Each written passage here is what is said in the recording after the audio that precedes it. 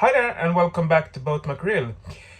Uh, this is actually a special episode. Usually I do something not on the boats on Wednesdays, but this time I'm actually gonna have a little small chat with you all. I'm at the moment sitting in my 25-foot motor cruiser called Lyckan that you have seen here and there during this time. I just want to give you a little bit of an update on what's going on at the moment. I'm doing all the restoration of McRill by myself. I don't have any help at the moment anyway, and also I have a full-time work and I am supporting a family. At the moment I'm actually out looking for aluminium frame parts for the windows on McRill. I have been in contact with at least one Swedish company, a big one down in Gothenburg, but they couldn't help me.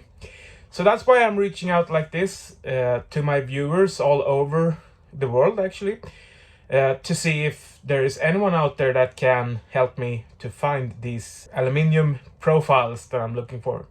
At the moment you can see a picture of them with measurements and stuff.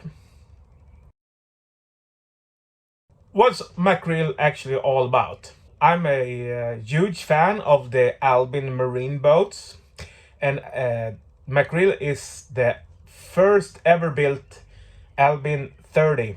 The Albin 30, that's actually one of three or maybe perhaps four prototypes that was built back in early 70s. I think it was 73 or 74 or something. McRill, as I said, it's 30 foot. She is a little bit special because, first of all, she got the standard glass fiber hull. Then the superstructure is built with first a layer of 9mm plywood, and on top of that they have put, I think it's somewhere between 2 or 3 millimeters of fiberglass. She's also very special because she got something that the rest of the Albin 30s don't have. She has something that I call a sun deck.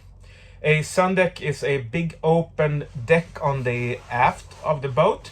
And if you look at the series produced Albin 30s that was coming up after all of these prototypes, the Albin 30 got the same kind of structural build over the aft cabin as the Albin 25. They kind of turned back to that to have a small walking deck area around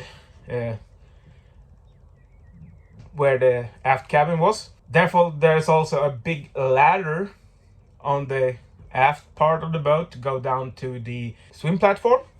Then there's also a couple of other things that's special with this boat. She has a longer roof over the wheelhouse. The series produced version got a little bit shorter roof and also shorter side windows, which means that the series produced Albin 30s got a shorter cover in the back over the open area of the wheelhouse that the series produced versions don't have. They get a bigger cover. What's more special with McRill compared to the series produced? The roof area in the forward cabin or the is actually kinda longer and higher further up to the bow. On the series produced, that part is shorter, closer to the wheelhouse where it turns down and you have a hatch you can open and walk out of. You don't have that in McRill. She doesn't have the hatch, but she has an opening that you can open up, a weather window in the front part. So over to why I got McRill. First of all, McRill had been for sale for kind of while, probably at least somewhere between 1 to 2 years. The former owner had her for about 6 years. I don't know very much about how well they took care of her, but what I could find out after I bought her, I know there was some stuff that needed to be done. Unfortunately, yeah, that's on me. I missed a couple of things. I missed a water damage in the wheelhouse roof. I also missed a water damage on the port side, front part of the deck, and on the starboard side, on the side deck. First of all, I know exactly now, which I didn't know for a couple of months ago, why there's a damage on the side deck on the starboard side. The former owner had actually put in a deck fitting for to empty his black water tank, and unfortunately they didn't seal it up good enough. The screw was put down through the deck without any sealant, and also there was just a little tiny little bead of sealant inside. So what happened, every time it was raining or water coming up over the deck, it crawled in under the fitting, down in the hole, screw holes and the hole for the fitting, and into the bare wood that wasn't protected either. A big tip for all of you out there: when you are putting a new fitting in a wooden deck, make sure to seal the hole and the screw holes with epoxy. There is something called drill fill drill technique, and the drill fill drill technique is actually you drill a bigger hole than you need, fill it up with epoxy. You can mix epoxy up with different kind of stuff that you can buy in the stores, and then fill up the hole, let it cure, drill a smaller hole through the epoxy for the screw. That actually make a big difference because it protects the wood. This is actually not bad to do either on a fiberglass boat where you have some kind of core material. Usually you need to do this kind of thing even in a like Lyckan that is built with two skins of fiberglass, and in between you have like Divinus cell or something like that.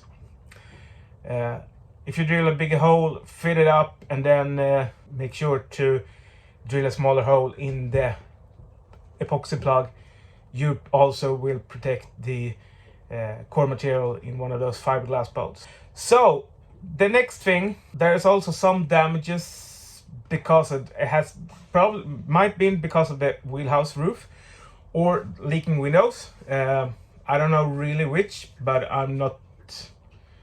I think it can be because of the leaky windows. Somehow there has been coming in water on the inside. It crawled in through the end grains of wood that the inside portion of the window supports were made of. If you look at the series produced Albin 30s or most other boats of fiberglass, you have a fiberglass coming in from the outside, and it also goes in on the inside, and you have seamless part of fiberglass where the window sits. Of course, you have drilled holes and you have screwed down screws through the fiberglass into some core material. All that part was also rotten. I removed all that stuff, started to rebuild that, as you can see in the video up here. There's also some damages on port side deck. That I believe is because same thing, you have some holes that isn't really sealed up as well. That problem is actually minor compared to on the starboard side, so that won't take much time and not much effort to fix. That's a little bit about McRill and the background of McRill. Also, what's needed to be done right now. Also, what I've done, I've teared out more or less all of the inside of McRill. There is still some pieces left, but most of everything is going to be reconditioned. I'm going to do a very good clean out, of course. Gonna make sure I get a new inside. The whole inside is going to be covered with 9mm, so I think 8 9mm foam material, and over that I will put one of these sidings that you can glue in. I will repaint a lot of stuff inside. Some things will probably either be sanded and revarnished, or I'm actually going to look into a material that you can buy in some shops or stuff, some self-adhesive plastic surface that looks like wood. I've seen a couple of really good refurbishment of stuff inside in the cabins with that kind of material, so I might look into that. I know there's something I missed. Actually, the engine.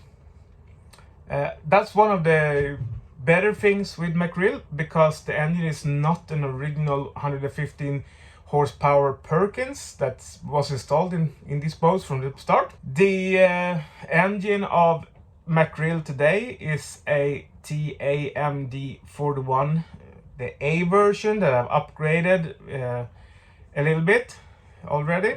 She is a 200 horsepower turbofit engine, going very well. I was surprised how well that engine worked. I was driving that somewhere around, could it have been 60 nautical miles or something like that when I took her up over here. She was running, purring like a cat.